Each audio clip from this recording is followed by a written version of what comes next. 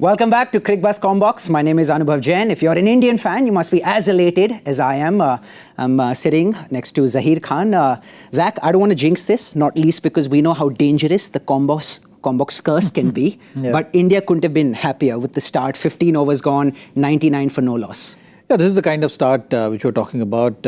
We did see the wicket was not that easy in the afternoon when the game started, but it looks like the wicket has settled down nicely. So it was a good toss to win for the Indian team, deciding to bowl first, making use of the condition restricting Australia for 275. And now then, when they started their batting innings, the intent was really good. Gill, particularly batting with that kind of a strike rate, has really set the tone for this chase. Absolutely. You know, for the longest time, I'd forgotten about the fact that Shubman Gill's home ground is Mohali and not Ahmedabad.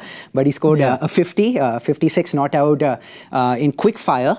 And you see Gill Gaikwad, who's playing this series, of course, before he heads out for the Asian Games after the first couple of ODIs, who's inching closer to his 50, batting on 41 not out. So a solid start from both these youngsters. Yeah, both these batters were superb. The intent was there. As like I mentioned, the wicket did look like it settled down, but the shot making, which was on display, was a treat to watch. So both the batters, they have that elegance with the bat in hand, which was on display today. Really put all those Aussie bowlers under pressure. And you look at the choice of bowlers also. The captain didn't have a choice in terms of persisting with a particular bowler. He had to rotate it. So you've seen 4-5 bowlers have been used by the time 12 overs were bowled. That shows the kind of pressure which these two batters put on the bowling lineup. Absolutely. Oozing class and elegance, as you said, just like Zach used to with the ball during his playing days, and just like you do now on a Cricbuzz set. Marcus Stoinis, we saw him opening the bowling with Pat Cummins. According to you, the right call, giving him the new ball? Well, we've seen that with Australian planning, that they've been using Marcus Stoinis with the new ball. This is not something which is new, but good on both the batters' part that they put him under pressure, scored enough runs as right from the word go. That really forced Pat Cummins to use his other bowlers. And once the tone was set, I think, it's just superb batting display. Very good intent shown by both the batters. And this was required, particularly if the wicket is going to slow down in the middle phase, which it will. I think the role of Zampa with the ball in hand is going to be very critical for Australia to bring them back in the game.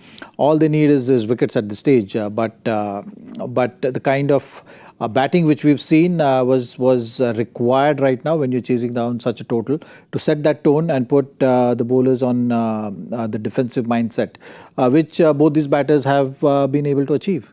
And speaking of the bowler choices, we saw quite a number of bowlers used by Pat Cummins, but we saw Matthew Short, who's playing this match, introduced in the 12th over before Adam Zampa, who's of course the frontline spinner. Was that a bit of a surprise for you?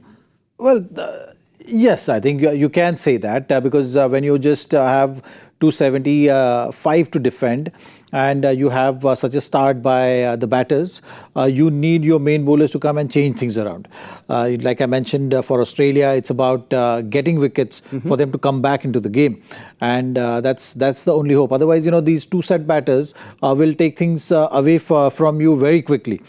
From scoring 6 runs per over to they would want to either continue with that or maybe put more pressure on the bowlers.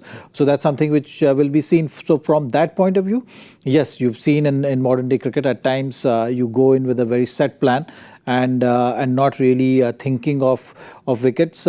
Having said that, you look at the Australian bowling lineup today. It is not the first lineup which we'll see now in the coming matches.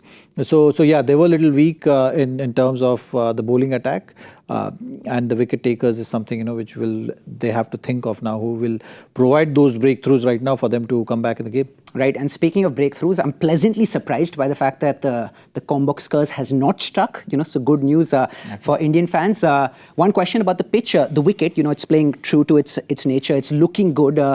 So how should India approach the rest of this chase, given the platform they've set? Well, the first 50 overs and whatever we've seen right now, the pitch is looking like it's settled down. Maybe the evening breeze had cooled things down and had a good effect on the pitch.